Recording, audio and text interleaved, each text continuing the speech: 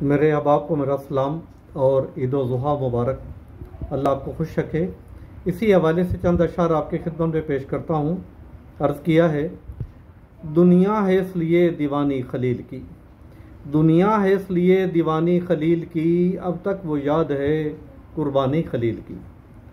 कुर्बान कर दिया बेटा खुदा पे खुद, कुर्बान कर दिया बेटा खुदा पे खुद, कुर्बानी है बहुत लासानी खलील की। और मालिक हुआ है राज़ी इसार पर बहुत, मालिक हुआ है राज़ी इसार पर बहुत, रोशन है इसलिए पेशानी खलील की। एक ईद बन गई इब्राहीम की अदा, एक ईद बन गई इब्राहीम की अदा, ये ईद ख़ास थी रूहानी खलील की।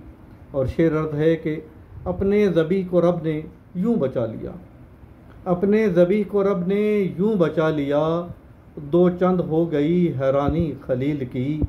और मक्ता पेश खिदमत है कि समझा सका न शाकिर सादा सी बात भी, समझा सका न शाकिर सादा सी बात भी, तौकीर थी बहुत करवानी खलील की। दुनिया है इसलिए दीवानी खलील की, अब तक वो याद है कुर्बानी खलील की। वस्सलाम।